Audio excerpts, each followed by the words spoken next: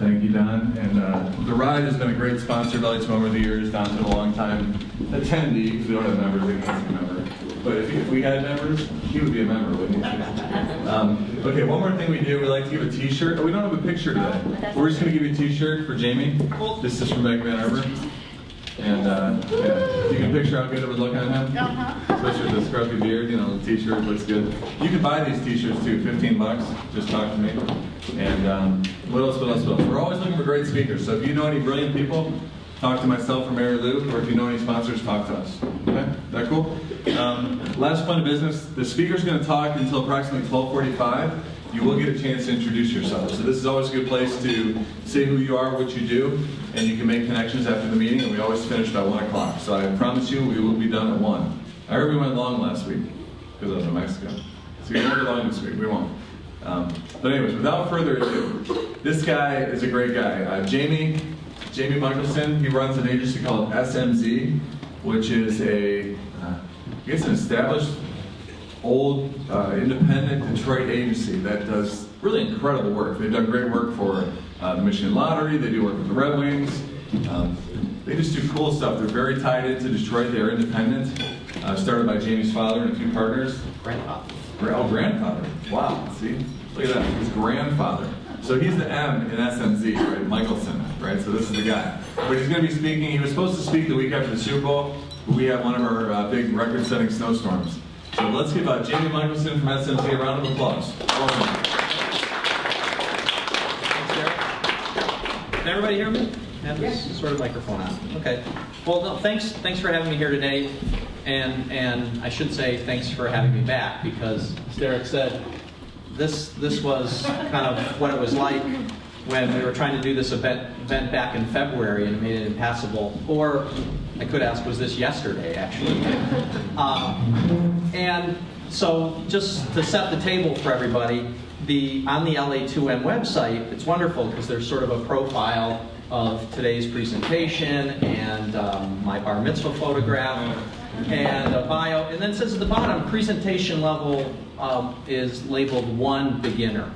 So that's great, because this is the first time I've ever done this, and will be, now I think it's beginners for the subject matter.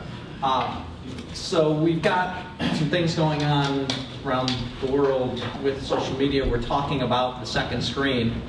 I'm using a second screen. You're all using a second screen. My name is Jamie Michelson. On Twitter, I am JAMJRSMZ.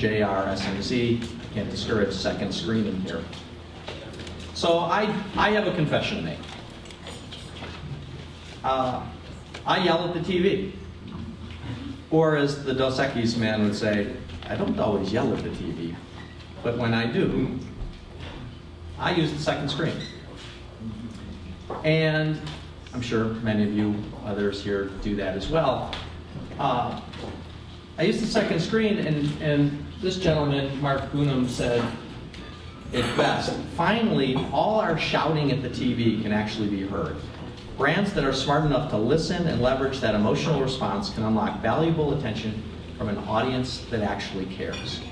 So I thought what we would do is sort of start and kind of agree on our terminology, ground ourselves a little bit. There's a lot of phrases all kind of used to mean or refer to the second screen, companion experiences, shifting screens. So we'll kind of agree on a definition. What is second screen? Which is any additional electronic device that a consumer can use to interact with the primary video content they are viewing to either supplement or complement that first screen. I grew up with sort of watching, I guess, my parents in our household. They're always reading in front of the television, reading the newspaper, reading a magazine, reading a book, whatever, which was, I guess, a second screen and a way of getting other information and supplementing what was going on. But it didn't necessarily have that way to connect like some of the things do today. So what devices are being used while people are consuming this content? Mostly we're focused here on sort of television viewing. I know when you go to the movies, you actually hope that people aren't using the second screen because it glows in front of you and it sort of just really takes away from that special experience. So much like what we're seeing kind of represented in this room today, still the device most frequently used at close to 60% is a laptop and or labeled desktop, because some people are actually at work working and there's a screen on, there's a screen going.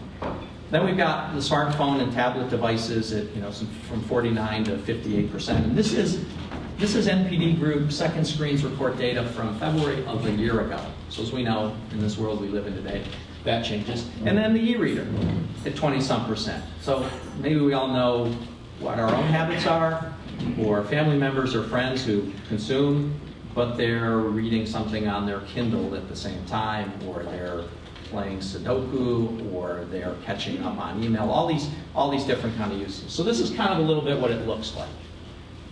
So you've got about half of people that are in the room and they own a smartphone of some sort. Another 24%, growing rapidly, own a tablet. 25% of people in a week are meshing their media in some way using one or more of these devices. And then 53% of people report multitasking weekly, guessing that our own behaviors and our own habits are kind of at play here.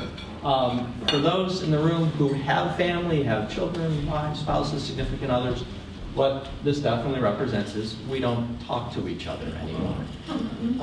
There's a lot going on in this sort of prototypical family room, living room, den, great room at the restaurant. So how frequently are these devices being used? So Forrester reports 63% of those in Gen X, 74% of millennials report using a second screen device more than half of the time they're watching or consuming some sort of content on television. Which starts to become kind of a skill that one has to learn and get good at, because are you catching the right thing at the right time in these two places? So what is some of the content that second screen users, second screen consumers, everybody, what are they interested in? What are they doing with these things? And this is from the National Association of Television Program Executives. So the first was voting and contests. The ability to actually kind of be involved in the scoring mechanisms or whatever it is from some of these so-called reality shows. Who's the best singer? Who's the best dancer? Who's the best performer? And then other kinds of news-related programming. People are using these devices to dive deeper into the storylines that they're watching, the characters, and then I don't know how many times you all done this. I know something I've done myself. There's a character, and then there's that person playing that character. Who is that actor or actress? Where have I seen him or her before? What else has she been in? What else has he been in? What else has this person directed? And as you know, it kind of, our second device takes us off on a journey where you get to a point where you go, how did I get here? What did I start? I start looking up while there's content going on, while there's a program going on live. And one thing to point out and understand is this is happening while people are watching things live and while they're watching things that are time shifted or shifted because they've recorded them. A big use of the second screen, or a growing use of the second screen, or desire, or what are people interested in, is some more information on the content of the episode or the program that they're watching, or the sport that they're watching, or whatever, and sneak peeks and behind the scenes. Notably, not in this sort of top group of things that consumers are interested in using with the second screen, is getting a lot more information from brands or advertisers. So like everything else for those of us in the advertising business, you've got to find smart ways to kind of integrate and weave in and engage with people in that, because people aren't first and foremost looking for commercial messages. They never have been. We've just always been good about inserting them in some ways. So I thought, really the most fun is just to spend some time looking at some examples of how some very smart people, some technologists, some creative people have used or employed, or what's been done, what's gone on the second screen. Maybe some of you have done this, been part of this, watched someone else doing it, or didn't know what was going on at all. The bulk of the activity is activity that's kind of synchronous. It's at the same time as live events. If you're into football and you're into fantasy football, you want to be doing that while the game you're watching is going on and while the other games are going on. You can do it later, you can do it the next day, you can prepare for it that morning, but it's sort of that living in the moment kind of thing. If you remember, this was scheduled to be done a couple of months ago, and it was going to come right off the heels of the Super Bowl, inspired by actually a second screen event from the Super Bowl in New Orleans. So who remembers the sort of defining thing that happened at that Super Bowl in New Orleans? Yeah, in the back. Lights out. The power went out. The power went out, and some sharp folks on a small team that were part of then Kraft, before the Kraft-Mondelez split, took advantage of a moment.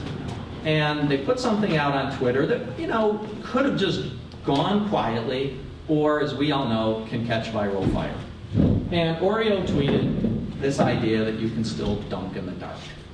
And while the lights were out and while everybody was sort of staring at each other and while there was no football going on, this little cookie message caught fire.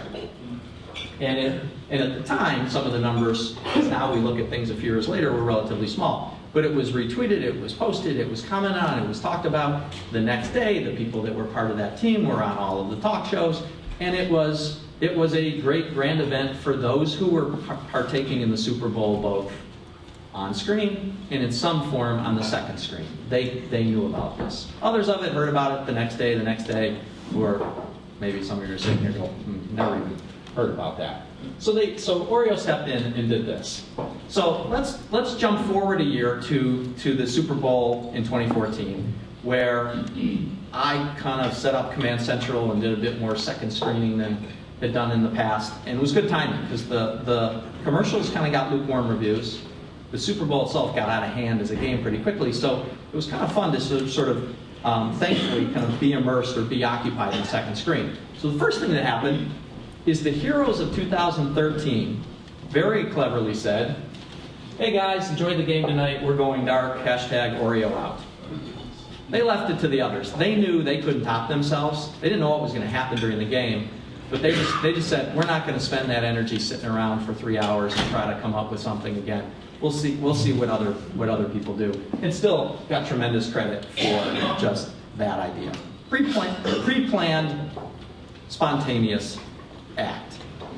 So while watching this game, the folks from Exact Target kind of put together a compiling site of what all was going on in various feeds and what was sort of the conversations and what was the volume of activity.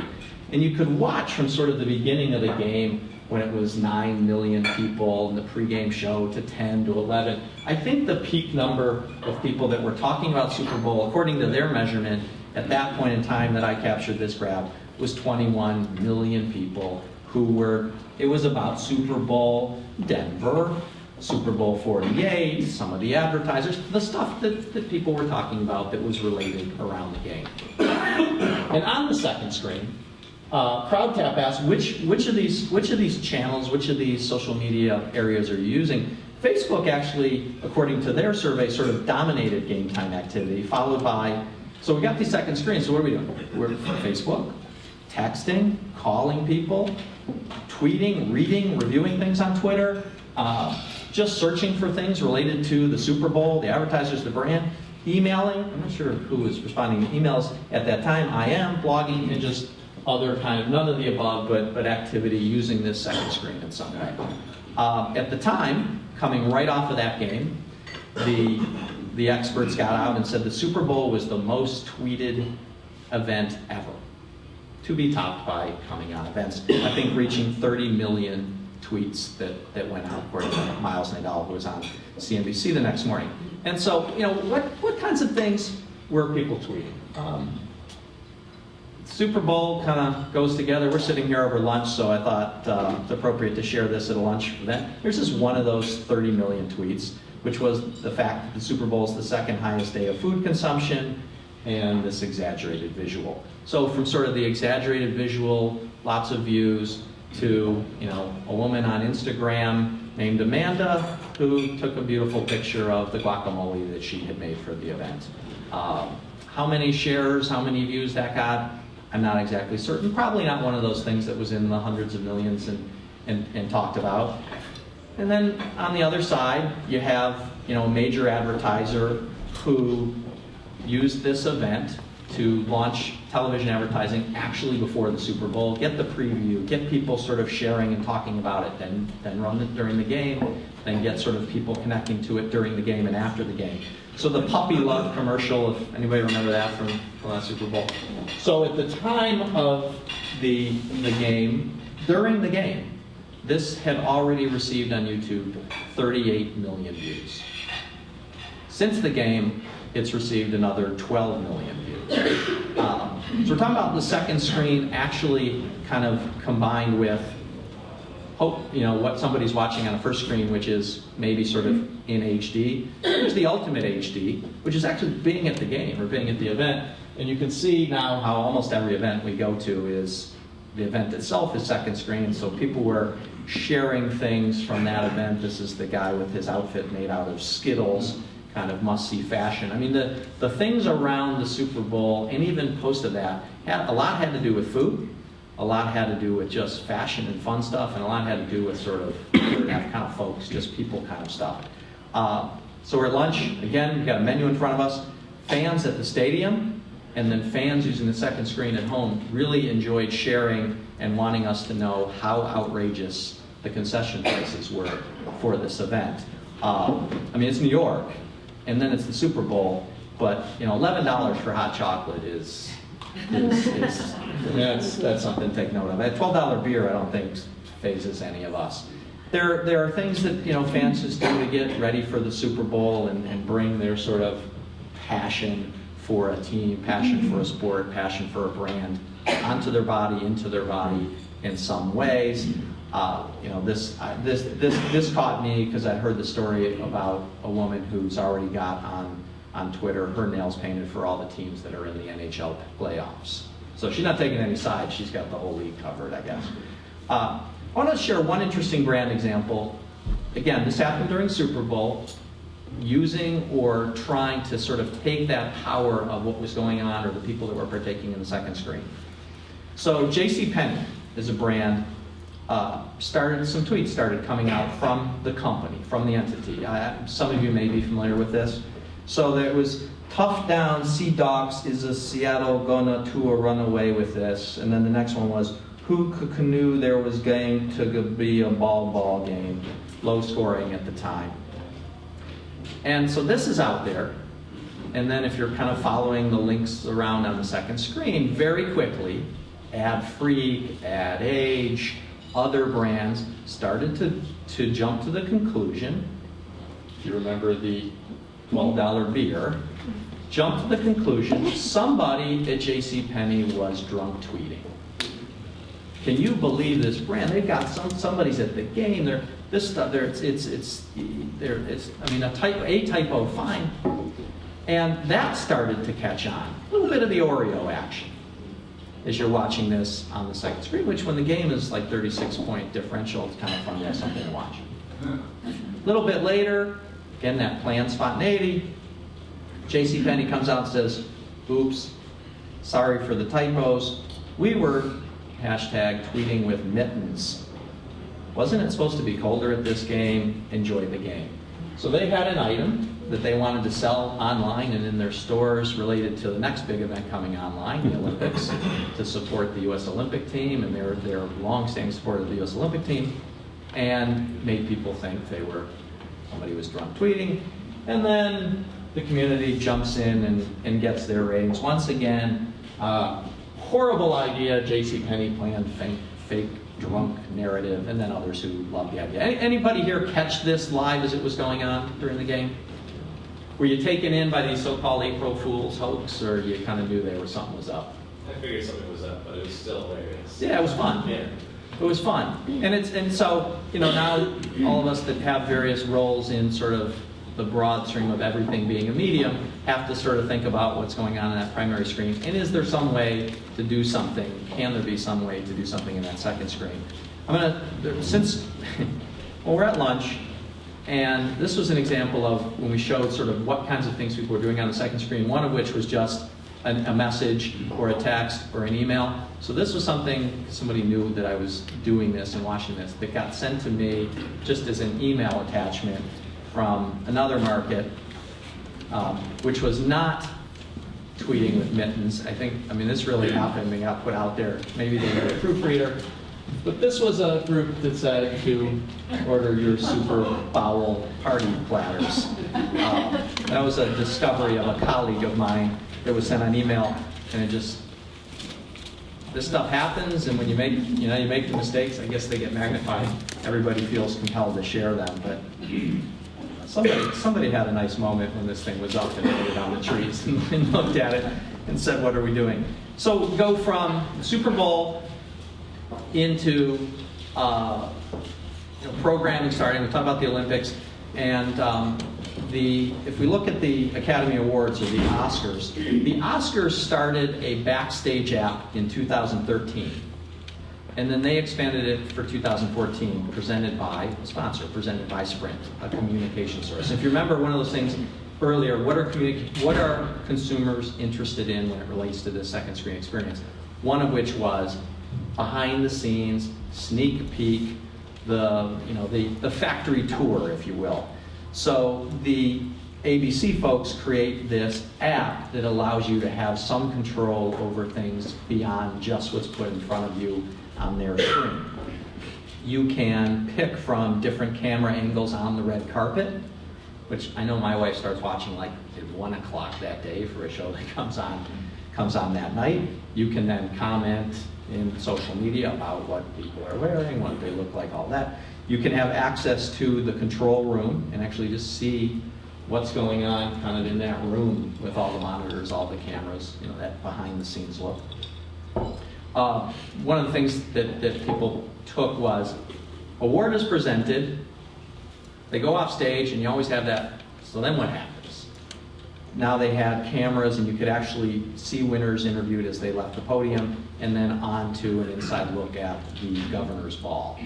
So all of this was going on the second screen with what's going on the primary screen, in addition to people keeping track of their contests that they did for who was going to be the best prognosticator of Oscars or Academy Award winners, or more commentary about the wardrobes. So that was second screen, and then behind the scenes. And how many here watched the Academy Awards or fell asleep at some point or saw all the movies? Ellen DeGeneres, kind of, again, the planned product placement of the modern age. The baseball player who takes a Samsung photo out and shoots with the President of the United States. The MC or host of the show who takes her phone out and takes a group selfie and has that put out and effectively Twitters down for 5 minutes while millions of people view this picture of the Hollywood group that's assembled there. And then if you remember, they had pizzas delivered and other things using their devices while the show is going on. So all of this that we just kind of looked at is content or people using second screen really connected to what's happening live real time. There's a little bit less of trying to have stuff kind of before or after watching the program, because it's not really the second screen if you're not doing it connected to the first screen, but they're still trying to take advantage of the fact that you have these devices in your hand. Tvtag, which was a thing called, anybody used Get Glue before? Familiar with Get Glue? Yeah. So Get Glue was kind of the, they get the Boy Scout badges for watching or participating or being parts of things. And then it's been rebranded as this thing called Tvtag, which is an application that kind of brings together or synchronizes all of this stuff that's going on, audience reaction, while people are watching programming.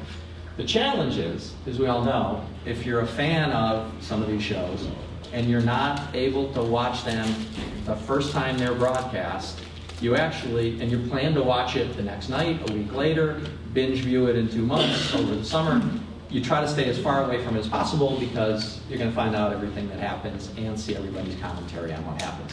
But this is kind of a neat way for those people who want to sort of be part of it as it's happening, for someone else to kind of aggregate and bring those things together from different feeds. Recently, the change in The Tonight Show and Jimmy Fallon then becoming the host of that, they've been very smart at using kind of their website, their app, all these other devices to what's coming up, what's on tonight, what's on during the week, then what's happening that moment, and then kind of creating stuff that works itself down into small videos, small bites. I don't stay up that late, but I've seen a lot of what's happened on the show from people sharing with me. And, Jimmy singing with a performer doing this act, all kind of conveniently packaged in bite-sized 1, 2, 3, 4, 5-minute videos. I'd like to kind of wrap up or use as the last examples of a pretty sharp sort of second screen experience with something that was a favorite of mine that I had to go back and study what they did in second screen, because I was never watching this kind of dead current until the very end. So any Breaking Bad fans here, this show, which sort of took on a following as it became broadcast, created this thing called Breaking Bad's.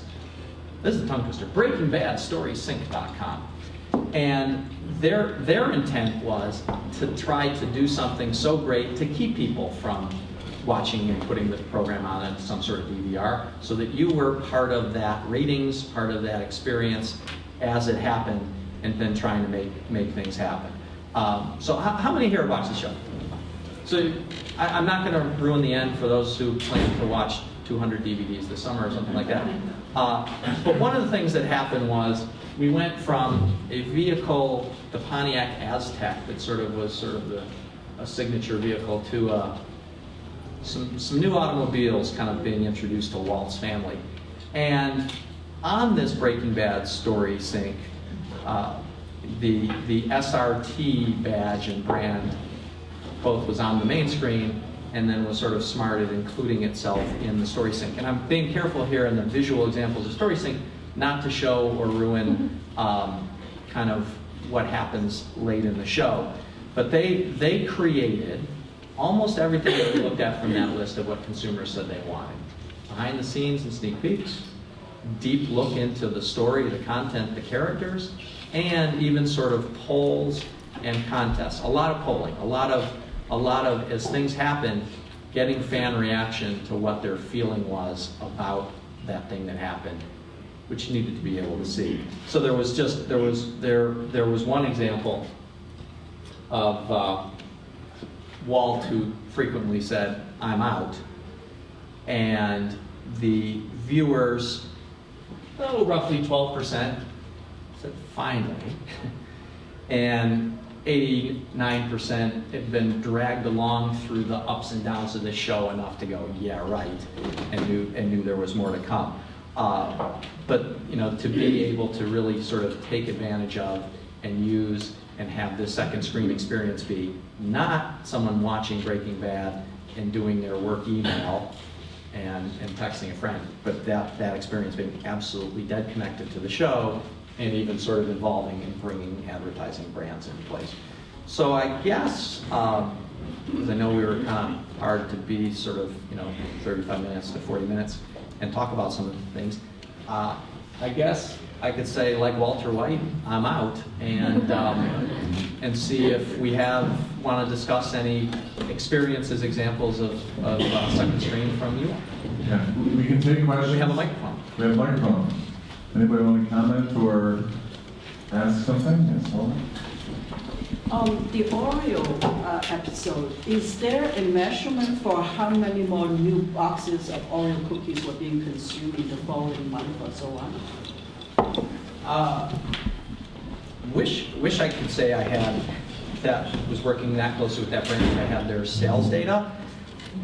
All I can say is there absolutely must be a direct connection between that kind of activity and their sort of driving stuff on the shelves and off the shelves, because they have continued to embrace this kind of stuff.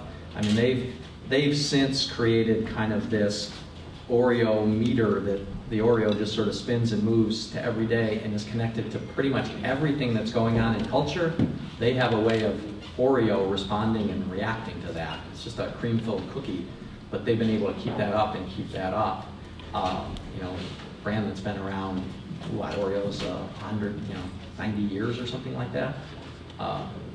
But no, it's a great question because we are ultimately about doing things that drive business results and try to have some measurability. A lot of it, I think, is measuring the engagement and the shares and the pass along and that kind of sentiment. Next step being tying it to sales. Right, and in the sense of those metrics, it was a huge success. Sure. The metrics you mentioned. Both years. Yeah, both. Even, I mean, isn't it nice when you can win for doing nothing? It's hard enough to do something. Who else has a question? I'll bring up something. So Well, it's you have the interesting. microphone, so you were. Oh, okay. No. So it's interesting because you pointed out, you showed a few brands like the ABC with the Oscars, right? Mm-hmm. Who are really trying to manage or control the second screen experience, right? So they know that you're watching on your phone, so they give you that content. As opposed to, then you shared kind of examples of real-time marketing from brands, or there's obviously the consumer use of second screen, so it'd be more organic. But I mean, I thought that was an interesting contrast. Just the differences, someone trying to control it with really providing all the great content, someone just joining the conversation as a brand, or then the third one being the people. I mean, what I know we're seeing, especially working with some of the sports brands, are that businesses, brands, all of them together they're having to embrace this. Other than the movie theater at $9.50, $10, whatever it costs, they're still trying to maintain that experience in a movie theater of being in a movie theater and not having other things go on. But they can't control what we do in our own homes or our offices or whatever. So if you think about sports events, every new stadium or facility being built in this country is being built with some of the strongest, Wi-Fi and wireless infrastructures because they know that the fan there is engaged in what's going on in front of them, but they are participating in other things using these devices they bring, and the teams want that, and they want to have that ability. I mean, if you look at a timeout at an NFL game when you're watching on television, I think everybody there is playing fantasy football. I don't, so I'm assuming that's what they're doing, but it needs to be able to work, because otherwise, if you go down the street here to one of these lovely football games and you try to text your friend, they get it the next day because the systems get overwhelmed because you put 100 and some thousand people together in one place that all want to do something. Hey Jamie, I know you work with some sports teams, so you said that finally all the shouting that goes on at the TV can be listened to by smart brands. So I'm curious, when people say, oh, we need to get rid of a certain pitcher, or we need to fire the coach, or do you really feel like these sports brands are watching that, or? They are on their second screens at the same time because they are monitoring the conversations. They are adding their own flavor to that. The armchair quarterbacking thing they take with a grain of salt, and one of the things we talk about is having sports brands as clients is Oreo is a great example. Oreo as a brand goes along, it has its little ups and downs. Your feeling about Oreos don't change that greatly day to day. When you're a fan of a sports team, that brand, you're up here in the 8th inning, you're down here in the 9th inning, you're up here again tomorrow. So the graph is much more jagged, and that emotion and that passion of fans comes through. It used to be yelling at the screen. Then it was calling in to talk radio, because you used to drive and listen to talk radio around sports and you go, how did they find all the crazies? And now, another way really to have a voice, have a mouthpiece. And the teams have teams who are managing social media for the teams, and they take it very seriously because they can use it for business results. They can inject in there, there's just 300 seats left for tonight's game, that there's this going on with the remaining merchandise from the Winter Classic, that was held down the road.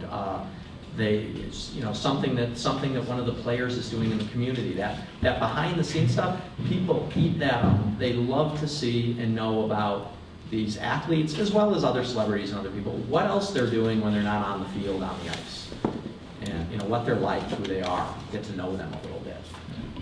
Awesome. Yes. Here in Ann Arbor, lately there's been Twitter viewing parties of City Council, which is kind of a second screen experience, including some people at City Council. tweeting while they're during the meeting, because the meeting's been going on for like 3 or 4 hours into the wee hours. And so that's kind of a second screen experience, and you're getting real feedback and a lot of snarky comments. Are there any beverages involved in this? Well, at the viewing parties, I'm sure there are, not at City Council design. But that's another interesting new phenomena. I had not heard about that. So there's a great spike now in viewership of the city council meetings on local cable. It's very Ann Arbor. Okay. We take it very People seriously. care. People care about their communities. Yeah. All right. Well, let's give Jamie Michelson a big round of applause. I'm sure you agree that was a wonderful talk. Wonderful talk. I love when I can learn things, because I'm in the business, but I think Jamie taught us a lot, and the smart bands are getting on these, paying attention to what's going on. So it's some good tips for us. So anyways, now we do introductions. So we're going to go around the room and introduce, and please stand up, project. I'm pretty sure we're going to make it around the room in 15 minutes, but still don't be too long-winded because everyone can present it. But anyways, speaking of long-winded, we'll start up here with Emily. Talking about salt. I am Emily Prague, and I am a senior at Michigan State, and I have one more semester to go. I'm studying advertising, and I have a lot of experience, and I have a couple sales specializations and PR specializations. Hello, my name is Yan. I am currently a sophomore at University of Michigan. I am majoring in organizational studies, and I am an intern at Engenics. I'm Ryan. I'm with Beacon Hill Technologies. We do IT staffing and work with digital agencies to do front and back end development. Hi, I'm Amy Ma Powers. I have been playing with e-commerce and marketing and alternative energy for many, many years. And right now I'm doing a game-changing windmill, which we are going to bring to a worldwide grassroots participation in funding these windmills. You can have these windmills right next to your house or in your school or in a shopping mall or something like that. So I'm actually looking for some PR person to work with me. Thank you. Hi, I'm Jane Delancey Design, and we do website development and graphic design. And Jamie, I really liked the presentation. That was great. Oh, thank you. Enjoyed it. Hi, my name is Deb Radkovich. I'm with United Way of Washington County, and I work for a nonprofit, obviously, so I do a lot of different things. My shingle says fundraising, but it also includes marketing and cleaning out the dishwasher and all that other kind of stuff. Hi, I'm Bob Ferran. My business is Bob Ferran Photography. I'm a commercial and advertising photographer in Ann Arbor. And I'm starting a new part of my business, which is I'm going to be offering low-level aerial photography from drones. So it's going to be new, exciting, so Bill too. So, thanks. Hi, I'm Sharon Politz, owner of Media Academica, a video and animation production company here in Ann Arbor. Specialize in 90-second to 3-minute long web videos, usually for startups and technology companies. Hi, I'm Hans Zabel. I'm a graduate of the University of Michigan, a web developer and currently an entrepreneur looking to start up my own website project that I should be launching soon. And I'm excited to learn about marketing. I'm Greg. I'm a freelance digital marketer and public relations person. I know that the LA2M has a potential for a second screen experience for their bus rodeo. Anyway, I found out about that last night. I thought I'd share. I am Scott Gosey. I work at Alpha Django here in Ann Arbor. We're a consultant company that helps build startups as a technical team. So if you're trying to build a startup or you're having trouble getting off the ground, we can definitely try to help you out. So let us know. Again, Scott at Alpha Django. Hi everybody, I'm Stacy from Dollarville, your local digital print shop. And Deb, I'm so glad you're here. I love United Way, and I hope you come back. Hi, I'm Joey Sylvian at a company called the Virtual Interactive Agency. I work with a lot of startups and their marketing, help them market. I also recently been rebranding companies by redoing their website, their name, their logo, and all that. So if you know anybody needs a corporate makeover or an institutional makeover, let me know. Hey everybody, I'm Don Klein, the Innovative Marketing Coordinator at the Ride, #Transit. Want to make sure that everybody remembers to #vote May 6th for the transit, not for, but vote May 6th during the transit improvement millage that's going to be coming to ballot boxes near you. It's going to be the only thing on the ballot, so we really need you to come out and vote. Also on the side, I am a freelance music provider for original music for films, TV, the web, games, you name it, #music, and #thank you Jamie. Hi, my name is Jordan. I work at Dexter Builders. And next weekend, April 26th and 27th, if you're looking for something to do, there's the NARI Tour of Remodeled Homes. And we're going to be one of 10 stops on that. There's 2 remodeled homes in Plymouth, and then the rest are going to be here in the Ann Arbor area. The tickets are $10 a piece, or you can go to our website, email us, or come talk to me, and we'll actually give you a free ticket.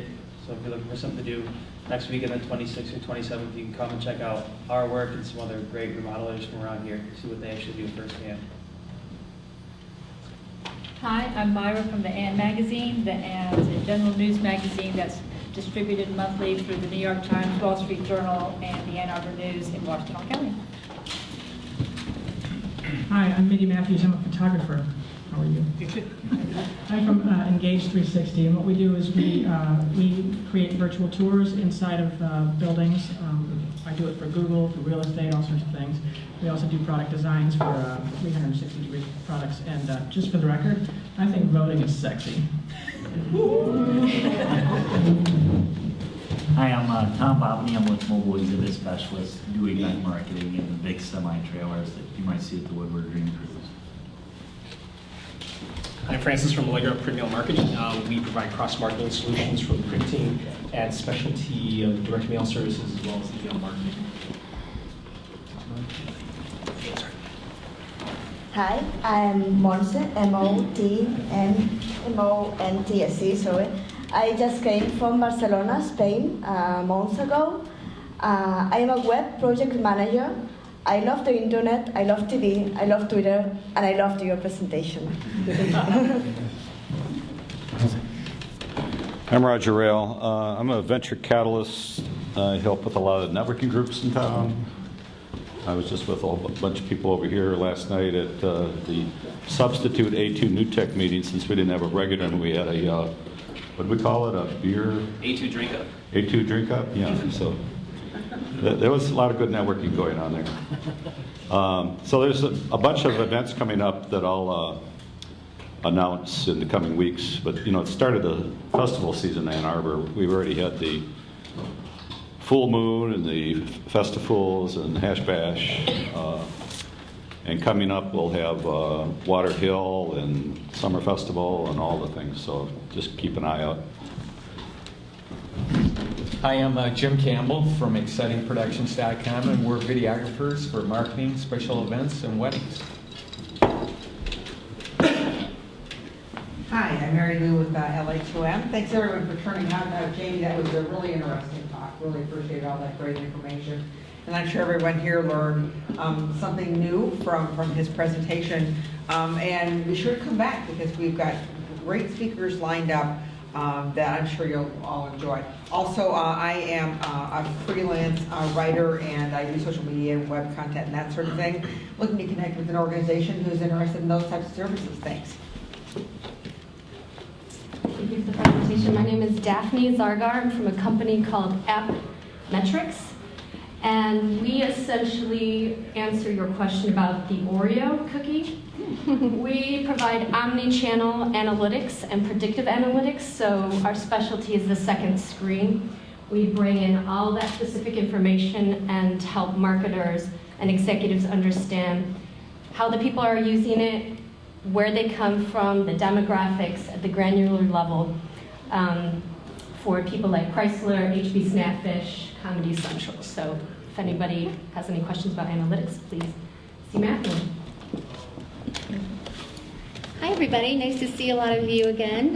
This is Christy Rankin, and I'm the CEO of MPRG. We're an Ann Arbor-based public relations firm with clients locally, regionally, nationally. And next Wednesday is the PR Power Hour for those of you who have been there before at 8 a.m. at the Espresso Royale on Main Street. So I hope to see some of you there.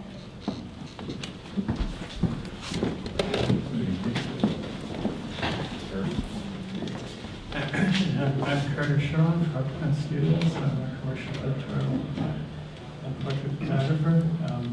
My legislation was released on the group's Facebook page. Thanks, Carter. And I'm Derek. I run a company called Ingenix Digital Marketing. We specialize in inbound marketing and lead generation through digital. So, boy, that was great. Loved it. Loved it.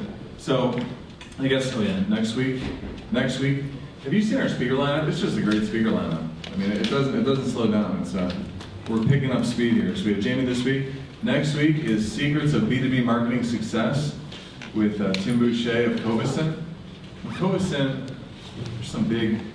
they're big, right? They're big. There's something big. Something big, something data-driven, something to do with maybe GM? I don't know. Anyways, they're big. It's these names, Covison, you know. But he's coming. He's great in B2B marketing, so it should be interesting. We like to learn. Bring a friend next week. Let's see if we can fill the room even more. And yeah, go out, help some people, make some money in the process, and have fun. And let's give Jamie one last big send-off. See you next time.